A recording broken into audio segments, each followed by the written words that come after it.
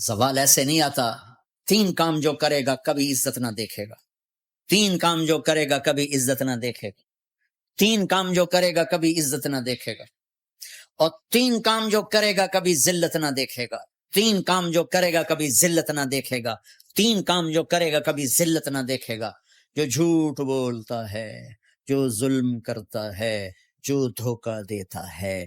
جو جھوٹ بولتی ہے، جو ظلم کرتی ہے، جو دھوکہ دیتی ہے، عزت کے خواب دیکھنے چھوڑ دے. ذلت مقدر ہے اس جہان میں اس جہان. قوم ہو، فرد ہو، عورت ہو، مرد ہو، ظلم ہے، جھوٹ ہے، دھوکہ ہے، رب ذوالجلال کی قسم ذلت کے سوا کچھ نہ ملے گا. جو سچ بولتا ہو، جو عدل کرتا ہو، جو دیانتدار ہو، اس کے لیے عزت مقدر ہو گئی، ہو گئی، ہو گئی.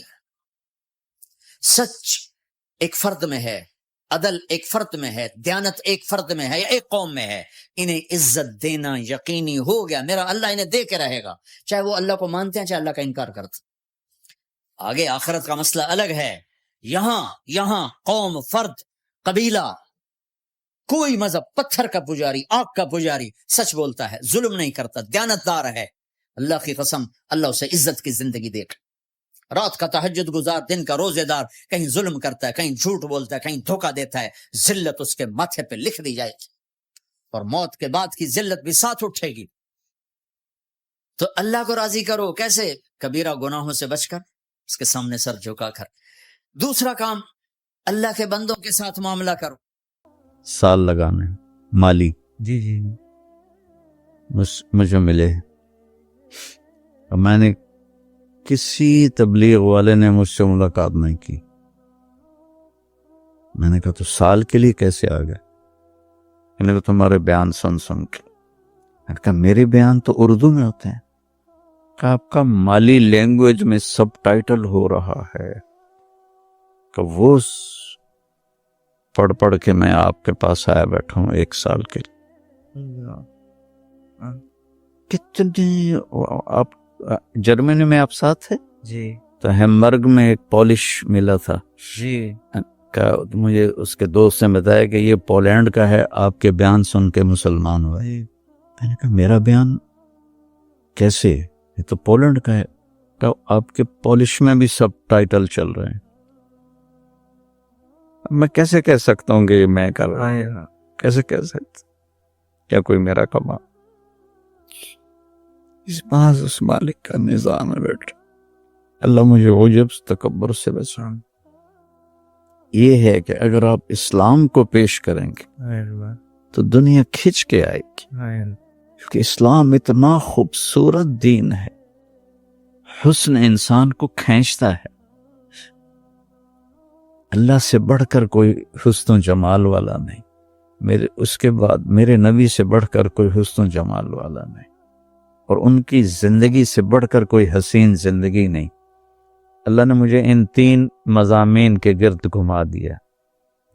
تو کہاں سے لوگ ایمان لا رہے ہیں. دعا کرو اللہ بیٹا ہم سب کو اسی نعمت پہ باقی رکھے، آمین. میں تکبر سے بچائے. بیس العبد عبد یخدل الدنیا بالدین. بدترین انسان ہے جو دین کو بیچ کے دنیا حاصل کرے. تہجد کی نماز اور دوسری نماز میں کوئی فرق نہیں، نوافل ہیں. تہجد کو اللہ تعالیٰ نے بہت پسند فرمایا، اس کی بہت ترغیب دی، فرض نہیں کیا. تو ہمارے نبی کی جو مستقل عادت تھی، آپ 11 رکعت پڑھتے تھے، 8 نفل جی اور 3 وتر. کبھی کبھی اس سے زیادہ ہوتی تھی، کبھی اس سے کم بھی ہو جاتی تھی، لیکن عام معمول تھا کہ آپ 11 رکعت تہجد پڑھتے تھے. اور سبحان اللہ سبحان اللہ سبحان.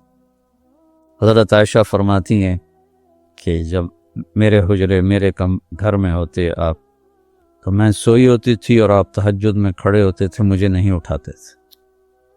اور جب سجدے میں جاتے تھے تو لمبائی اتنی مختصر ہوتی تھی کہ میری ٹانگیں سامنے آتی تھیں، تو آپ میری ٹانگوں پہ ایسے ہاتھ لگاتے تھے تو میں ٹانگیں ایسے پیچھے کر لیتی تھی، آپ سجدہ فرماتے تھے، کھڑے ہوتے تھے، میں پھر سیدھی کر لیتی تھی، تو اب لمبی رکعت پڑھتے تھے، پھر جب آپ سجدے میں جاتے تھے پھر مجھے ایسے ایسے کرتے تھے، پھر میں اپنی ٹانگیں پیچھے کر لیتی تھی اور آپ سجدہ ادا فرماتے تھے، پھر آپ تحیات میں بیٹھتے تھے، پھر کھڑے ہو جاتے تھے، اور جب آپ نماز سے فارغ ہو جاتے تھے تہجد سے تو پھر میں خود ہی اٹھ جاتی تھی، پھر مجھ سے پیار محبت کی باتیں فرماتے تھے، فجر کی اذان تک ایسے آپ سیدھے ہاتھ کا ٹیک اور پاؤں ایسے کر کے ایسے نا، جیسے ہم لیٹتے جی آپ ایسے لیٹ جاتے تھے اور میں بھی سامنے ویسے ہی لیٹ جاتی تھی، اور آپ مجھ سے